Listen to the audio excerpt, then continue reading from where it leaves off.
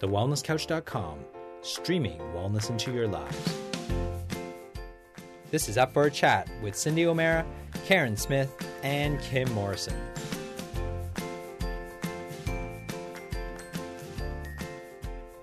Here we are, up for a chat about the hottest topics that are important to you, inspiring you to awaken the change within. I'm Karen Smith. I'm Kim Morrison. And I'm Cindy O'Meara. And welcome to today's podcast, where we're talking all things charities. See, now, our gorgeous little friend over here, little Miss Cindy O'Meara, a couple of weeks ago came storming into the office, ready to rant and rave about something that she'd seen on the front page of a newspaper. And it was all about charities, where the money goes, how successful they are, whether they're legitimate or not. And there were lots and lots of question marks about the charities. And Cindy had steam coming out of her ears. So we promised that we would bring you a podcast about charities so that Cindy could get this off her chest. No, what was it? Hell hath no fury like a Cindy storming. So, my love, on that note, I shall let you start us off on what you found, what you discovered. Look at it, the steam. Here it comes. Oh, my God, the forehead's gone red. Do you know what? My forehead's gone red. But my heart's beating really hard at the moment because from that, so much happened after that. And my heart is beating so hard at the moment because what happened was that I had seen that a health charity, so a charity that's trying to find a cure for type 1 diabetes, which is the Juvenile Diabetes Research Foundation, was selling jelly babies, which type 1 diabetics take if they have a hypo. But they're selling their jelly babies in order to make money. They do it every May, and they sell it to the public, and they sell it to schools and communities, and also to corporations, in order to make money for them to find a cure for type 1 diabetes. So I asked a question on Facebook, and the question went like this. It says, I'll just read it.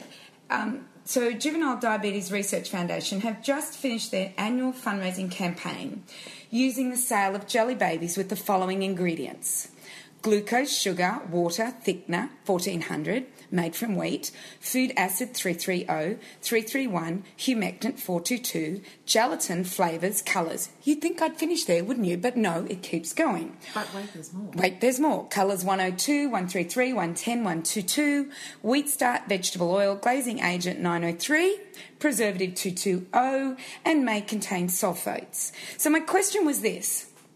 Sounds healthy. Sounds really healthy, doesn't it? Oh, you know what? I feel sick about that. Well, so then I asked this question. I said, do you think that a charity should sell this product to make money in order to find a cure for type 1 diabetes? And can you think of something else that they could use in order to raise funds? We need to put our thinking hats on and help them with their cause. Mm-hmm. That was the question. Yeah. So I left it, and I didn't really think too much about it. I thought that was a fair enough question, and that people might come up with some really good ideas and we could send it to JDRF. That was my thoughts. But? Well, the next morning I woke up and I went into work, and I was just doing my usual thing, and one of my nutrition students rang me from the front office, and she said, "Are you having a look what's happening on Facebook?" And I went, "No, I haven't looked yet." And she said, "Take a look." So I went on, and I was abused. By who? By JDRF members. Absolutely abused by them.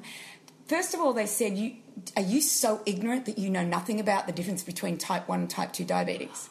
Now, You didn't even mention that. Well, I'm glad you're saying that, because I looked at it and I went, holy shiz, what did I say? I really thought, well, did I say something that made them think that? So you should have seen the abuse. 397 comments. Oh, wow. Later.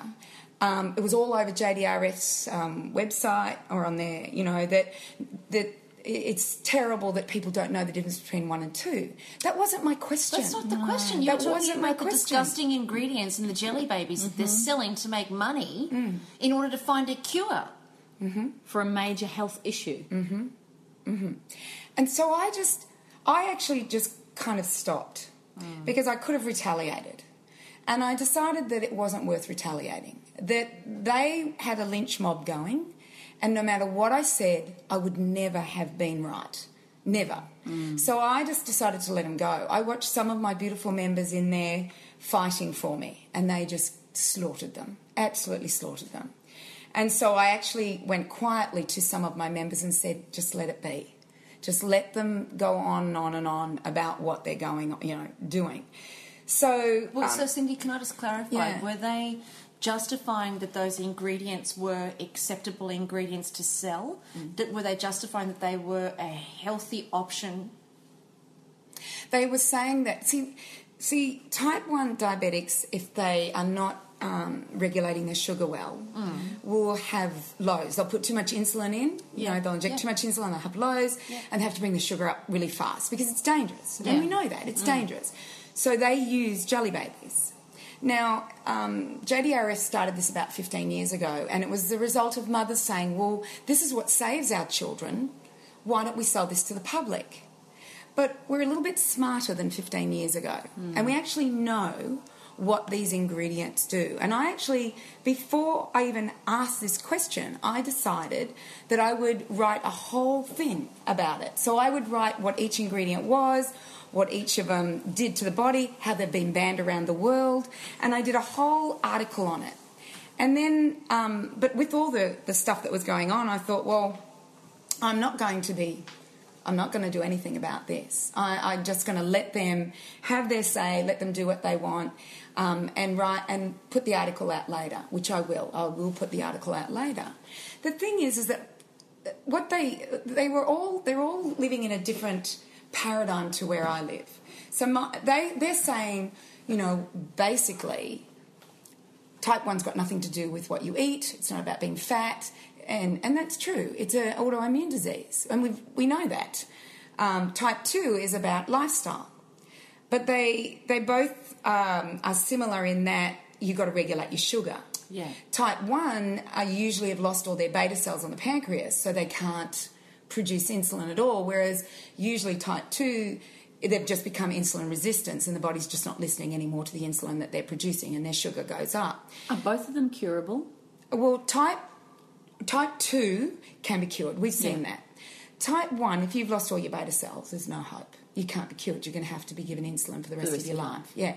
There are some people that still have a percentage of their beta cells left, and they're able to really bring their need for insulin down once they learn, the whole thing. What was interesting is I actually rang JDRF before I put this up to ask them, did they believe that it was okay? Was this ethical? And the marketing girl, it was a marketing girl, she was very knowledgeable, and she was really good about everything that we were saying. And then basically what happened was I just said, look, I would really like to ask the public what they think.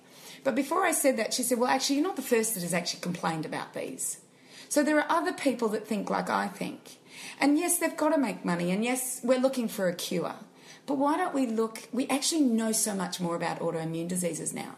We actually know what is happening with autoimmune diseases, and it's many things, it's not just one. There are many things that we need to look at.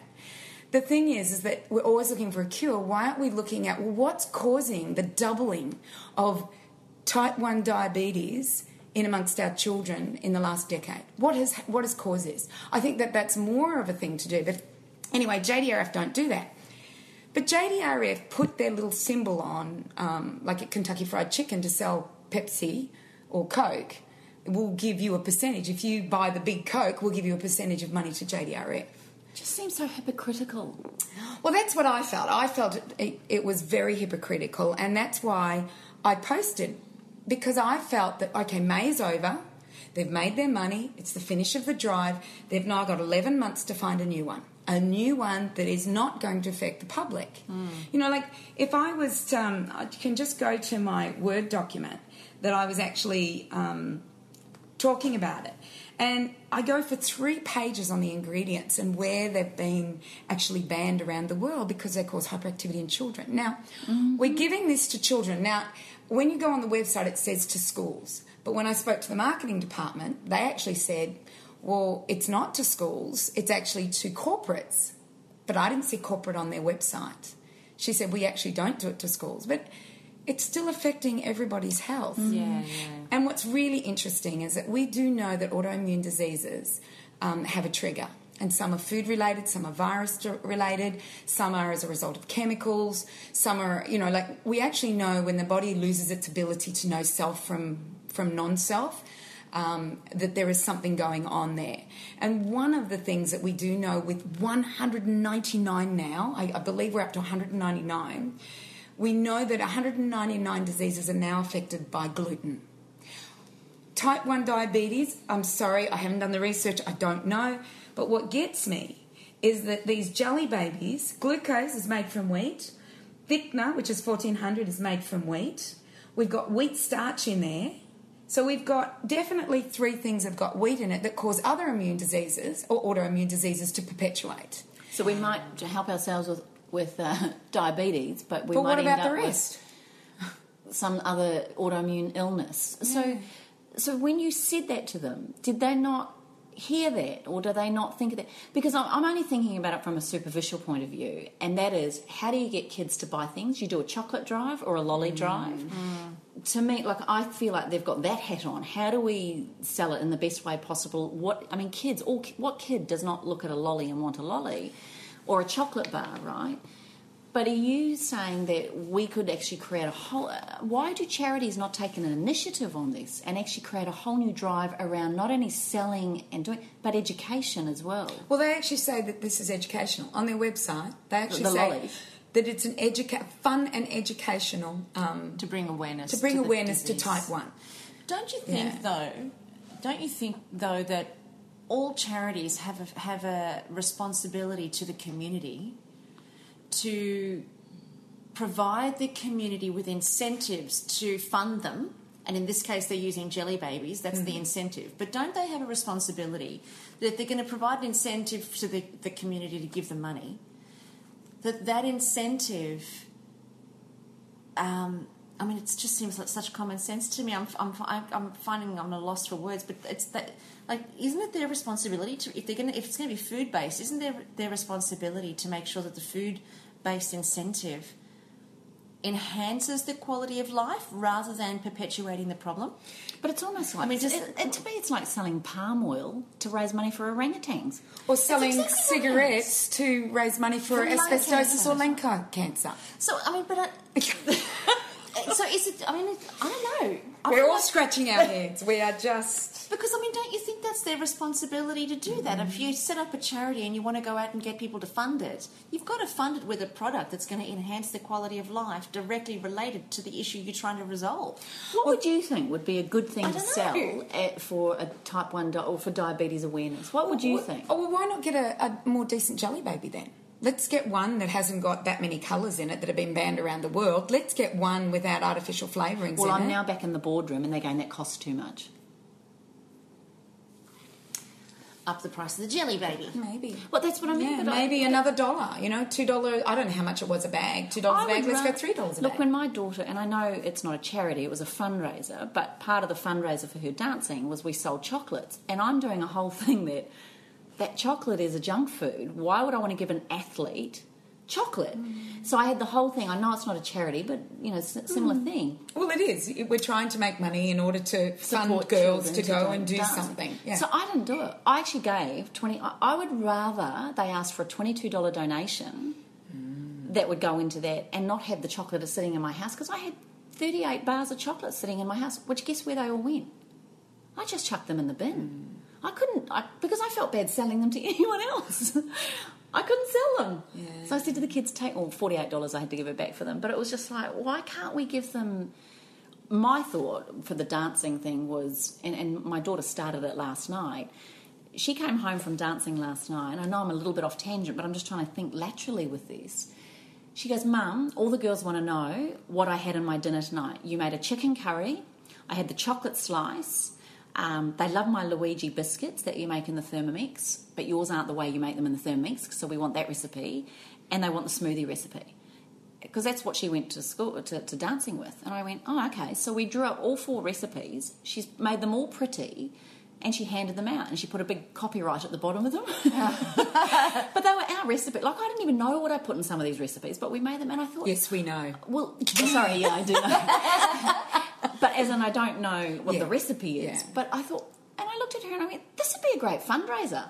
Like, do a recipe book for dancing. You know, our school did that. Our school did an amazing cookbook. They got all the mums. Yes, I bought one. Yeah, they did all the mums. It's been one of the best fundraisers, is this cookbook. So if they had people in their marketing departments that were a little bit more creative and a little bit more socially conscious of the health implications of the products that they were selling, certainly they'd be able to come up with options. I mean, you girls have just come up with something in like 10 seconds flat. Well, the marketing department actually got very cross with me, this lady at the marketing department, and she said to me, what's the difference between us selling the Jelly Babies and another shop selling them? Because they're in support of a cure and health, for goodness sake. Thank you. I'm like thinking, all right, am I the only only one that's thinking this way? Shut the Front door. Are you kidding me? I'm not. We are the foundation not. that is all about the health and the cure, yet we are going to provide the community with... No, stop it. They didn't say that to you. They did say that to me. No, you're lying. And so I got off the phone. And I went, all right, why don't I help? This is what my thoughts were. Of course, it makes why perfect don't I sense. help JDRF? Why don't I ask the question? Yeah. First of all, say, this is what they're selling. Let's ask the question, what have you come up with? One beautiful girl who obviously is thinking outside the square, and actually it sounds like either she was a type 1 diabetic or her daughter was, actually said, well, this is what I give in a hypo. I give dates and I give something else. Now, I'm not giving any medical advice here, okay? I'm just giving you what this lady said. This is what she does. And JDRF members just stormed her and said, dates aren't good enough. They're not going to help in an emergency situation. I can't. And but that's not what we were asking. We were asking not for the emergency situation of a type 1.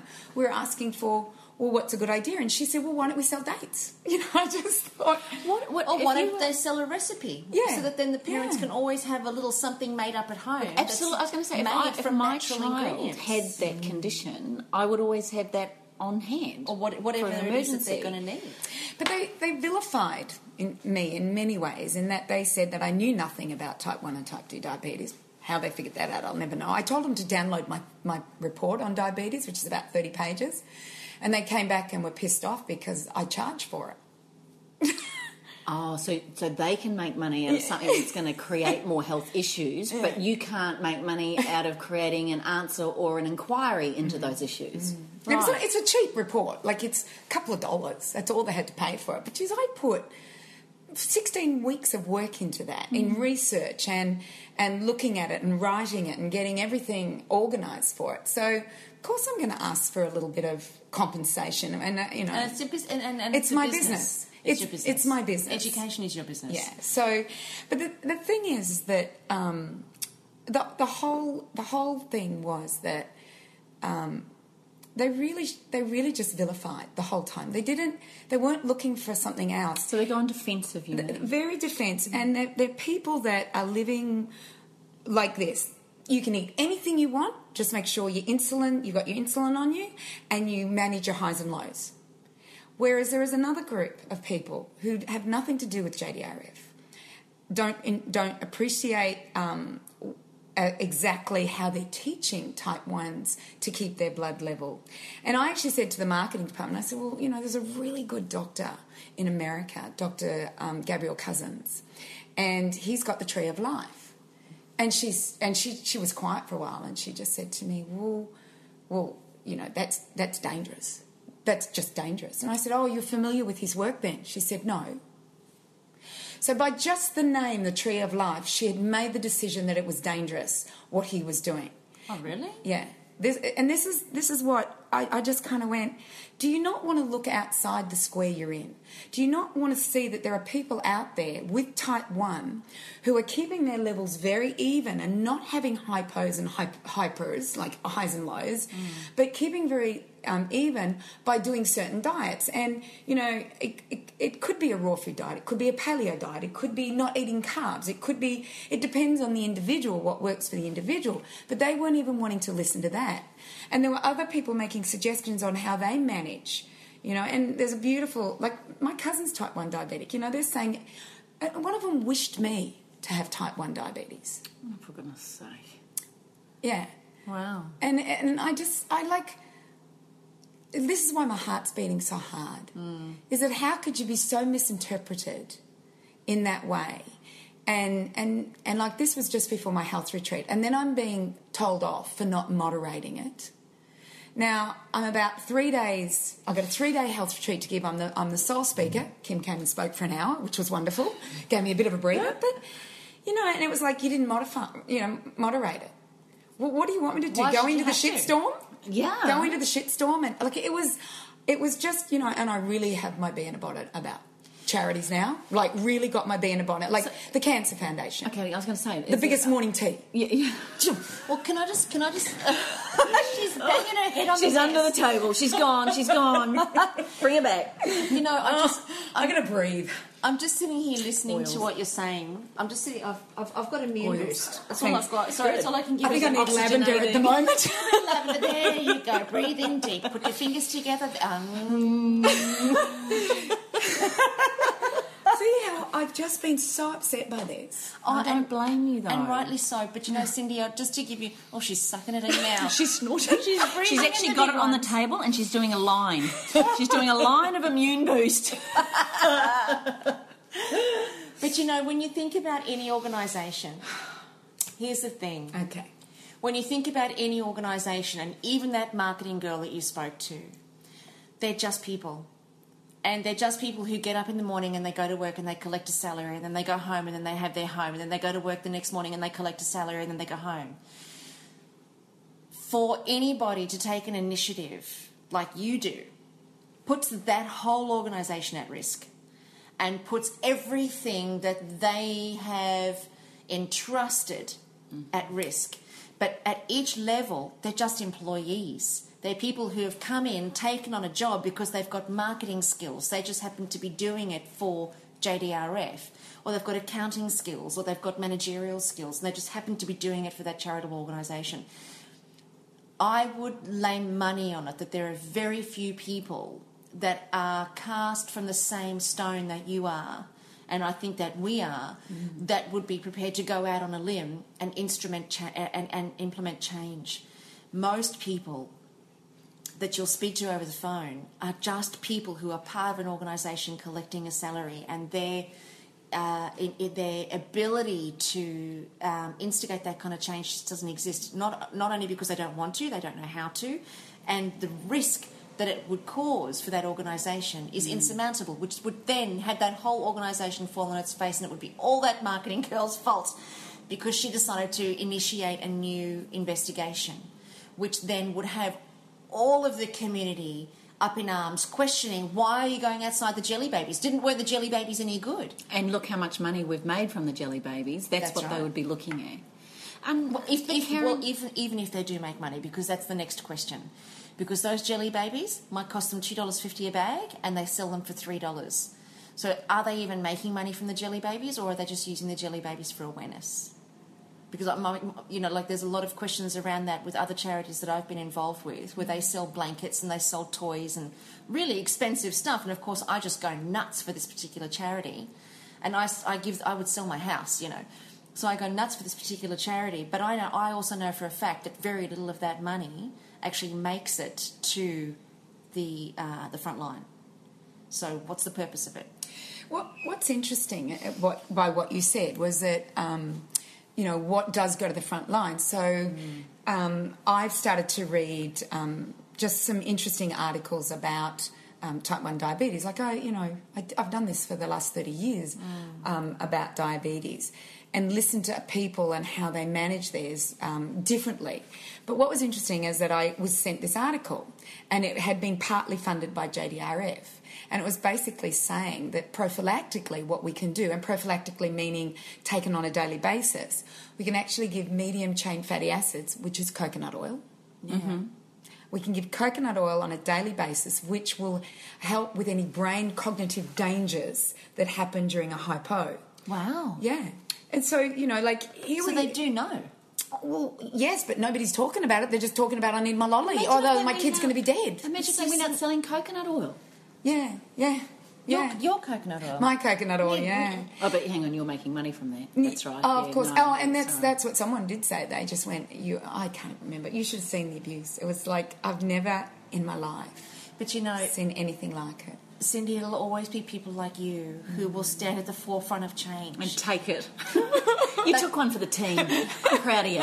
But without you... I'll be in the background going, yeah, that's what she said. But without you, there's no inspiration for people to look for alternatives. They just stay in this mindset of following like sheep. Without you, there's no inspiration for change. And everybody who's been a pioneer in our lifetime, and in lifetimes and generations gone before and after us, everybody who chooses to be a pioneer always stands at the forefront of the arrows and the daggers and the bullets, because people are so frightened of creating change. They're so frightened of being the initiator. And then there's you. Are they frightened of being the initiator or frightened of failing with an initiation? Oh, God, I think it's all. I think they're frightened of failing. I think they're frightened of taking the step just in case, like you said, like I'm wrong. What if I'm wrong? It's going to have, everybody's going to be up in arms at me. I'd rather them be up in arms at Cindy. Let her take the flak. But then secretly we'll probably take what she said and we'll go and do our own investigations and see if it's true or not. Which is hopefully they will do that. Yeah. Because a lot of them, they are in a frightening situation. If they do not have control of their blood sugar, they can die, go into a coma and die. And I've watched my very good friend whose son has fallen and she's screaming in a hotel for orange juice, screaming. And she is like beside herself because it can mean death. Yeah. So I get where these guys are. It's frightening. But I also have looked at people with type 1 diabetes who have taken on a different aspect and not gone for the lollies and not eaten just anything and then just regulated everything with their insulin. They've actually taken the challenge on and said, I'm going to keep my sugar levels nice and even, and I know this is the way it works for me because I've been educated by probably Dr. Gabrielle Cousins. Perhaps they've done reading, perhaps they've learned about the prophylactic coconut oil that they should take every single day in order to not have any cognitive dysfunction or, death of the brain. It is about looking outside the medical realm, like that book that I was talking to you guys about before we started. It's upstream doctors, the upstream doctors. It's like, we've got to be looking at our environment, our social, our food, not just looking at our medication to control everything, because that's not where we're going to go. Like, I was listening to this audio today, and I'm listening to it and I'm thinking, what have we done? I was nearly in tears thinking, what have we done? We have destroyed people's health. Autoimmune diseases are just beyond comprehension as to they're just flying up the scale in stats. People have Hashimoto's, and they don't know what to do anymore. They can go on a really good diet and they're still not being helped because we have created such a sick environment. Our children have started their life badly. They're so far beyond being healthy. It's not going to happen for them. What have we done? And then here I look at these charities. I look at the Pink Ribbon, or I look at the Cancer Foundation, and they're having morning teas. Morning teas that perpetuate shit food about making money. Or pink. I remember seeing a pink when I was in the US. I saw a pink Kentucky Fried Chicken box. You can buy like a family box of, and half money will go to the Pink Ribbon. Such an oxymoron. It's a challenge, isn't it? Yeah, it's a challenge because you like they make pink bread on Pink Ribbon Day. Pink Tim Tams. Pink Tim Tams. And pink, all those hundreds and thousands, they make them all pink, those sugar things. Wow. So how does this change? How do we create a society to think differently if people aren't willing to even have the conversation? You weren't attacking anybody on that. I don't think so. But you were simply asking a question. Are we that ignorant now that we have to become defensive in order to not have an open conversation? Is that human mentality? Yeah, because we don't want to be wrong. And But do we want to make everyone else wrong instead of having the open and thinking, wow, I hadn't thought about it like that? That's the only way we can be right, is to make others wrong. There's no other way to be right other than to make somebody else wrong. Your way of saying it there, Kim, in that, can't we just say, wow, I didn't think about that? That would be ideal and that would be optimal, because that would be living in a society where wrong and right were irrelevant. There was just opportunity. But we don't live in a society like that. We don't have relationships like that. We don't have life like that. We don't, unfortunately. So when a person, and I dare say somebody who's particularly suffering with a disease or an illness, they're going to be the person who is going to probably be most defensive. Or if they've lost, or, if a family member has lost somebody, they're going to be even more particularly defensive, because it's almost like we want to defend that we're doing the best thing for ourselves. And we don't want somebody to come along and tell us we're wrong and therefore don't know and haven't researched and we're not smart enough.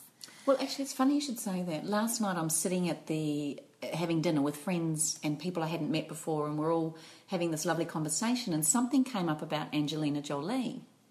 And I went, oh my gosh, can you believe it? All of them went, isn't she brave?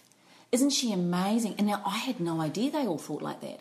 And they were all talking about it. And I went, oh, really? And they all looked at me and they went, you don't think she's brave? And I went, oh my gosh, I have the complete opposite thought to that. I'm gobsmacked she did that. And then they're sitting there and they're going, but she had the is it the what's the gene? It's the BRCA gene. BRCA gene. But it's not exactly spelt like that, but it's BRCA1 and BRCA2. But there's 4 other genes that they've associated. I said, what I know and the limited information I have is that, to me, it's a bit like the meningococcal vaccination they have in New Zealand. I don't know what it's like here. But when the kids were all lining up, and mine didn't do it, but they were standing there and the doctor or the nurse giving it, she said, this is only going to protect one strain of the known 6. But I'm just coming back to education around this. Are we trying to just do a blanket kind of, like a jelly bean's the quickest, easiest thing to sell, buy, eat and drink, eat and chew, as opposed to a conversation around education? But if you turned around to me as a charitable organisation and showed an emotional side with intelligence, awareness and education, I'd be handing over money. I'd want to contribute to that. When I see lollies and chocolate and pink breads and Tim Tams and everything, I'm thinking, that's not health. That's not health. But So we're thinking more around the money. Well, I think there's 2 sides to it, and I don't know. I think there's 2 sides to it. I think there's the person who has the issue. And the person who has the issue, whether it's being overweight or whether it's type 2 diabetes or cancer, it's the person who's got the issue. Their job is to educate themselves, because they are the ones who these foundations are established on behalf of. They're the ones who have to do the education, and they're the ones who are going to have the greatest say and ability to make a change in these organisations. Because the organisations that get set up, their intention, I'm sure, is honourable. I would hate to think their intention was anything other than honourable. So hopefully their intentions are honourable, yet they are just as uneducated as the sufferer. So how can the foundation or the charitable organisation be the educator when they are just as uneducated? But it's a bit like the Skin Cancer Foundation. Yeah. If you look at the sunscreen campaign here, and then you turn over the packet of anything that's got the Sunscreen Cancer Foundation on it, the ingredients in those are frightening and are known carcinogenics. They're known endocrine disruptors. They are known toxins on the skin. And yet they're in there promoting safety for the sun. I had a friend of mine. I had a friend of mine a couple of years ago who landed up with a cancer that was curable. Well, yeah, to the best part that was curable, and she knew that. Obviously, she found out that she had the cancer. Went into instant fear and being terrified. And started looking at the different foundations that were there to support her and make her feel like she could get through it. And what landed up happening was she didn't have to have any of the radiotherapy or the chemotherapy or any of that sort of stuff. She went on a slightly different path. But through her education, she went on the other path because she realised that if she'd gone down the path of traditional cures for cancer and treatment for cancer, it was actually going to make her worse from what she discovered herself through her own research. So she chose a completely different path. Rightly or wrongly, it worked for her. But I think that's a classic example of where the responsibility has to come back to, because, you know, I think our foundations, it's just endemic of what the problem exists in society. It's just another area. You know, we've got all of our pharmaceutical companies, we've got all of our food manufacturers, it's just another part of society that just going doesn't down the rat hole. Frickin' get it. Really, and Cindy, you've gone remarkably quiet. No, I'm just really listening to what you're saying, and being very contemplative about the whole charity thing, and who do you then decide to give your money to if that's what you want to do? Absolutely. And I think it's about starting to really, the only way we are going to make change is to not donate to these people who choose to use something like this food.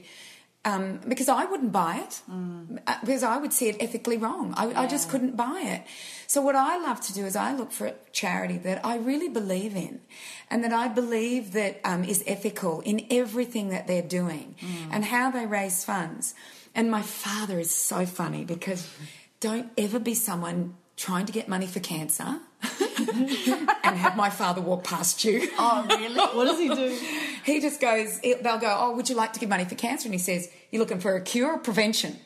Nice. Nice. Yeah. And they'll go, oh, we're looking for a cure.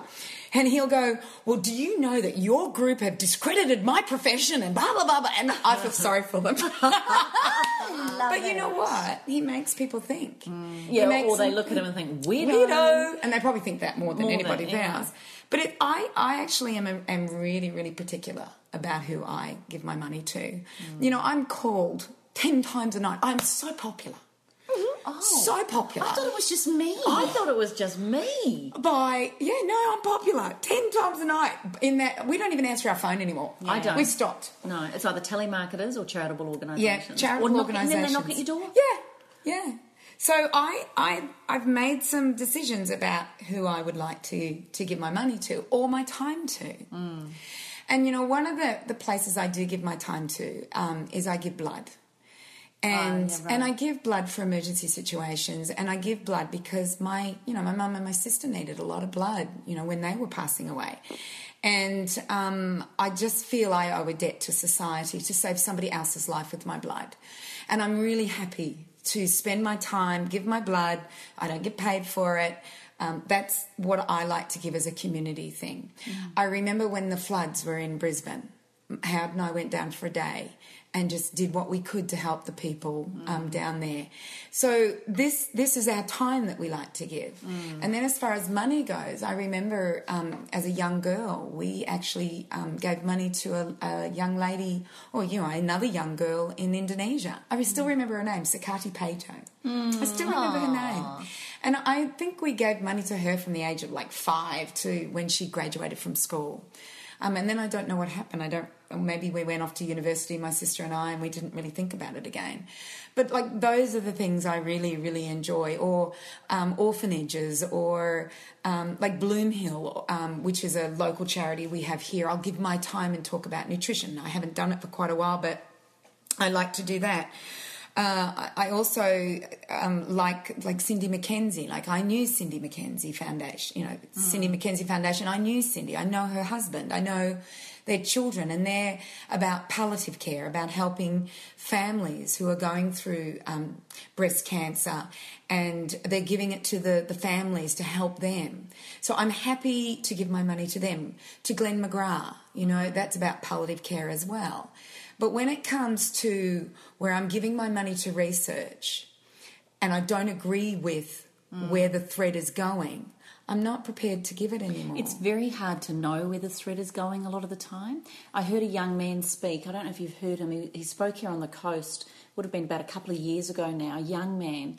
And he went to, I think it was some part of Africa, and he noticed these girls were being promised a new life. And he was in the village, and he got very friendly, with a number of them and helping them, teach them to read. And he was a young 22-year-old man. And he really took a shine to one of the young girls. She had a bit of spark about her, he said. And anyway, she was all excited because she'd been chosen to get this new life. And he was really excited for her. And then something didn't sit with him. And he went down to the river the next day where apparently she had gone on this boat, and she's never been seen again. And what would happen with this charitable organisation, they would raise funds saying that it was to give these girls a new education, but in fact they became human traffickers. Oh, jeez. And he had no idea. But this freaked him out. And because of that, so he's like you, Cindy, he was a pioneer in it. So it was a charity he was involved in. He has tried everything he can to take this charity down. I'm surprised he's still alive. But the whole thing is a front for these guys over there to human traffic these young girls. So I'm just asking you, how do we find out? I mean, he found out by being there and wondering where this gorgeous girl ended up. And he's still to this day. His whole mission, he's created a new charity himself. He's only 24 now. And he has created a new charity where he is trying to find her and at the same time try and help all these other girls. So maybe it's our responsibility, those of us listening to this podcast, that maybe it's not the bigwigs that we can go to and say, do you know what's going on here? But it's like you said, don't donate to these charities, or find a different way to give time to those people that have those problems and things like that. I think education's massive, but it's scary to trust, and to ring these companies and they go, oh yes, and they've been practicing the script and they know the script and they believe it even. Sometimes you don't even know what's going on behind it, or where does the money go? How many charities get taken down because they're actually filtering the funds so that the people running the charity are getting very wealthy, and the people that were meant to benefit from it are not. I only looked up on the website just before on the Google. Charities that go wrong, and in America there is thousands of court cases against charitable organisations that have been set up either for athletes or for sick people or whatever, and that person's not seeing any of it. It's going, apparently there's thousands of court cases. So do you know anything about setting up a charity, or what you'd want to do as far as contributing to society? Have you got any thoughts around that? Well, there's two ways, time and money. And I actually, and I know there's some national ones out there that would be worth giving to, but I actually say let's look at our own community. And it's like everything we ever talk about, let's look at our own community and see how we can help in our own community rather than trying to fix the bloody world. And I know there's the orangutans and the palm oil, and there's Africa, and there's so many causes out there. And I think sometimes you just have to say, what about the communities that we've got? What about our Aboriginals? What about them and some of the things that they're going through and their health? And I actually believe we should stick within our community because, alone we have the Morecambe Foundation, and that was set up as a result of Daniel Morecambe disappearing. And I would give to that charity every time because what they're doing is raising awareness to students about the dangers of predators and pedophiles. So I actually believe that, that's a good cause, and there's got to be local causes everywhere. Bloom Hill's another one. They're a local one. And I'm only talking about the Sunshine Coast. I realise we have a worldwide audience.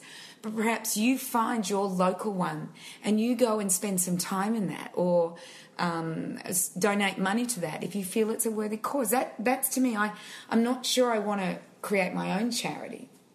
I feel Kim, Karen and I, and the three of us, we do talks for free. And by us doing talks for free, we do this for free. We don't get paid to do this. So in my way of thinking, we're giving our time and our expertise, and people can take it or leave it.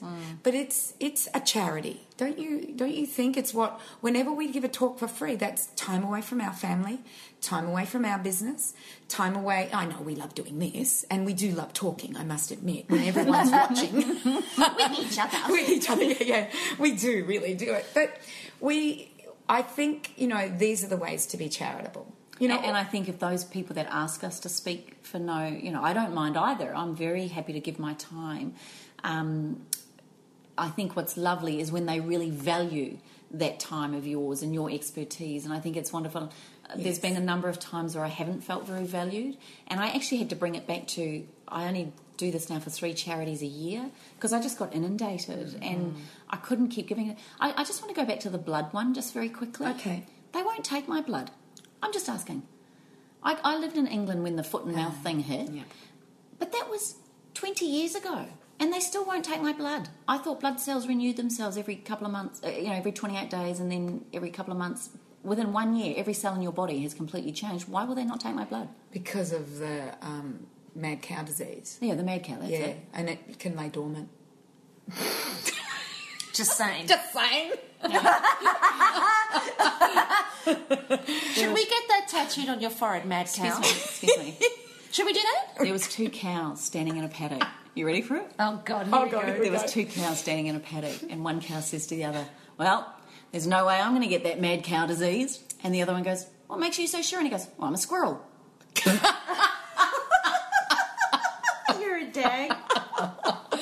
Sorry. Okay, so just to I can't believe they won't take my blood. I gave blood religiously all the time. They won't take mine either. They'll take my plasma. And the reason why they won't take my blood is that I've had malaria. Not that I knew I had malaria, but apparently they wrote me a letter, a 2-page letter, saying that they were now screening for malaria, and I had the antibody. I thought it was a parasite, so I don't know how I had an antibody. But anyway, that's what it said, that I have an antibody for malaria, and I would not be able to give blood anymore. But they would take my plasma. So you give plasma. No, I don't know if take they won't even give you plasma. They won't take my plasma.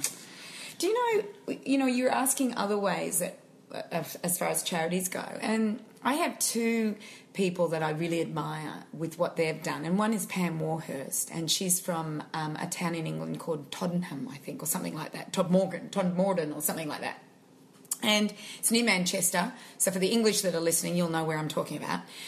4.5 years ago, she wanted to know if she could get her community together again. That was there a common language that cut across race and finance and money and religion and everything like that. And she was sitting around her kitchen table with a couple of friends, and they decided food was the language. And what they did was that they started to build gardens in front of the medical centre, in front of the police station, but were edible gardens. Oh. And now this town, 4.5 years later, I think we're at about 4.5 years now when she started it. 4.5 years later now is a place where people come from all over the world. Oh, wow. In order to understand how they can create an edible town. An edible town, yeah.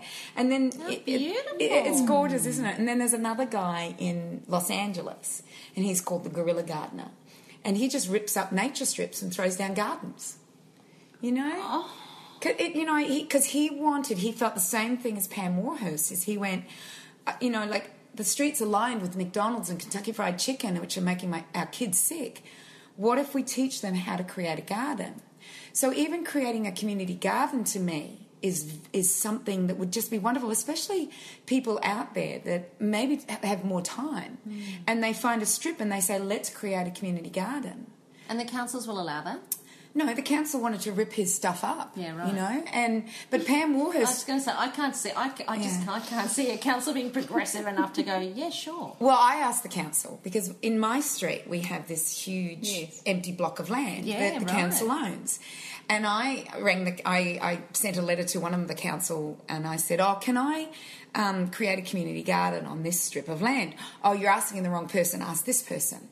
So then I asked that person and I got back, you're asking the wrong person, ask this person. Well, after 2, I went, forget it.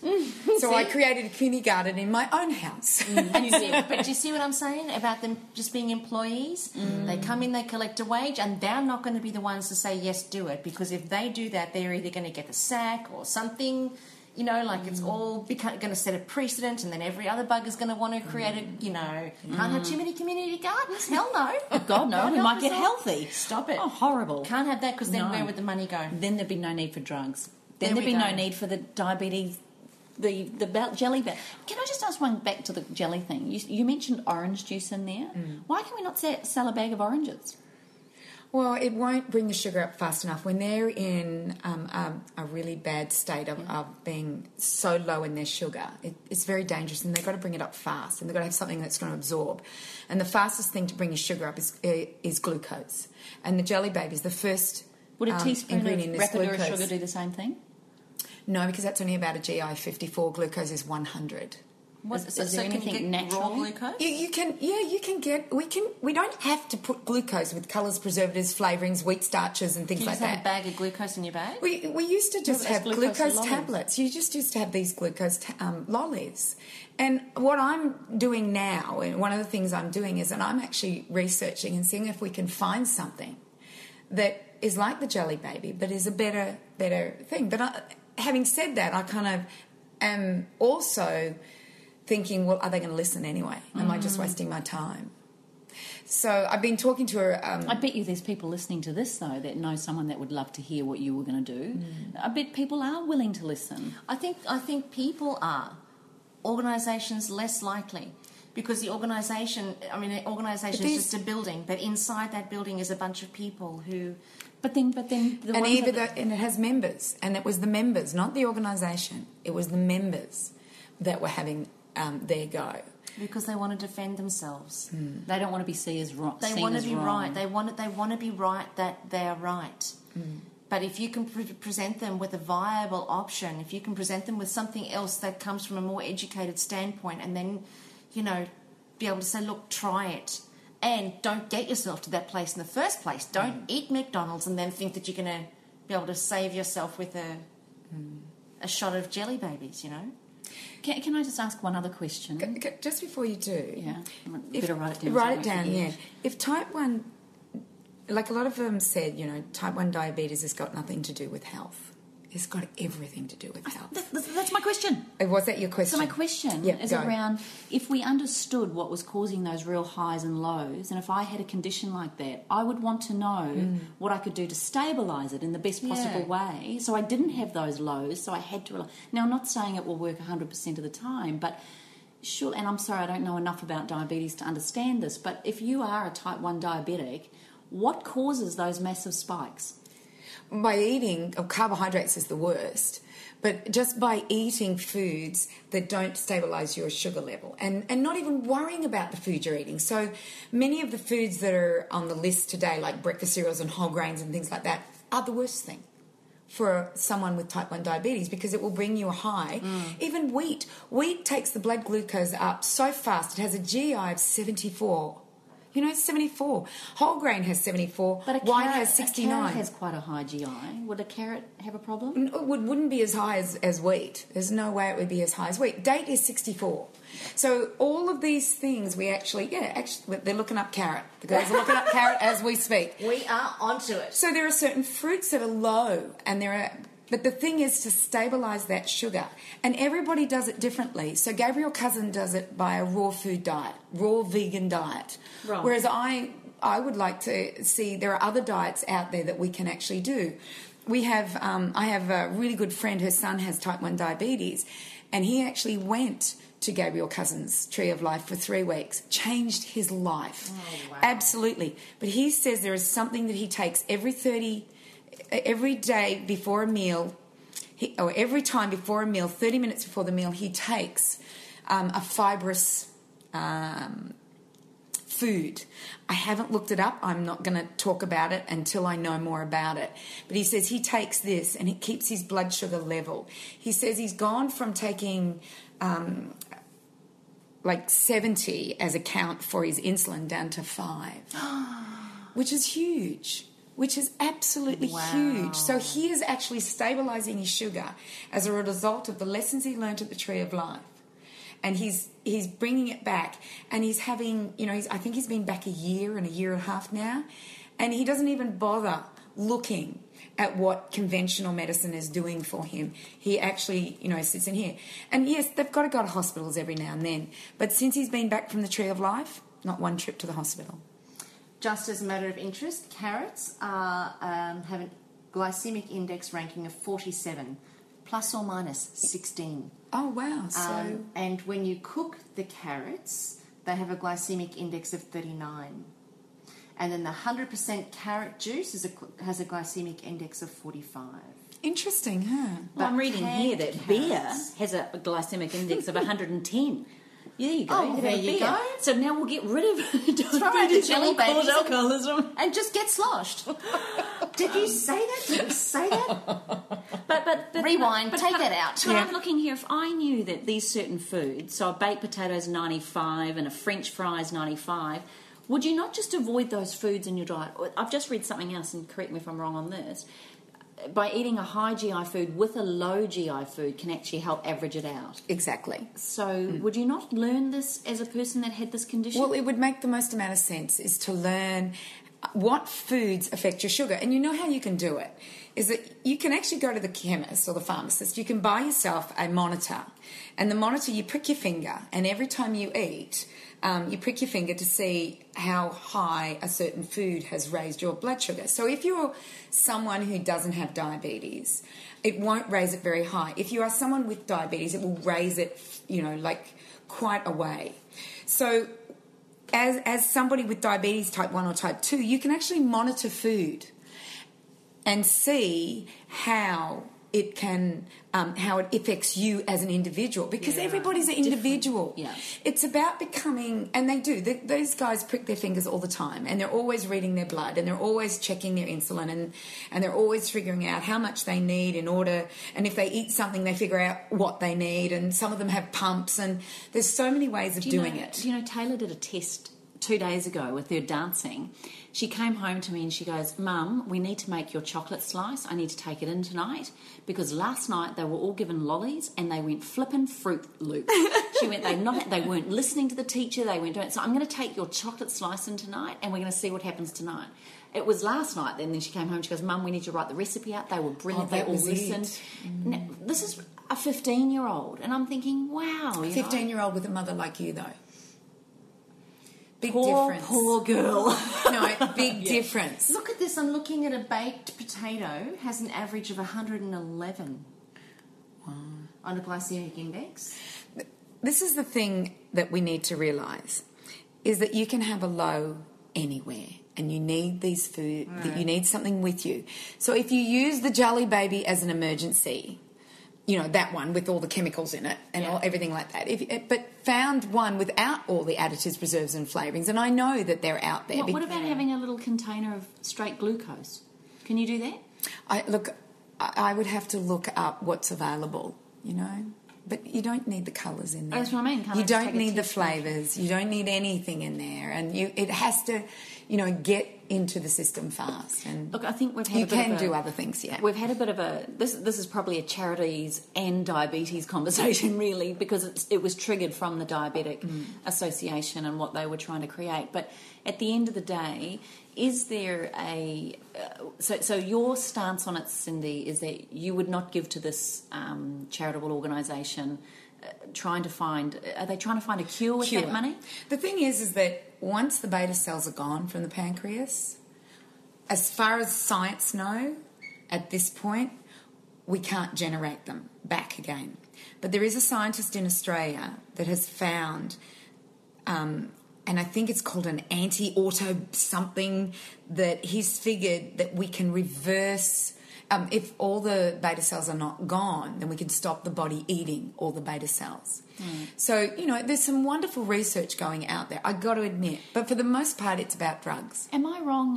Honey, from my memory, honey is quite high GI. Would you not carry a pot of honey with you? Remember, we need fast sugar, and we need... Is honey not fast? I don't know. I'd have to look it up. I don't know the GI of everything. So what is honey? Come on, here we go. I got it here. But I just want everybody to know that this is not medical advice. We are not advising on anything in this. What we are doing is just discussing an issue. And I'm just asking because I don't know. Yeah, and so if you have type 1 diabetes, there's more to it than what we are talking about.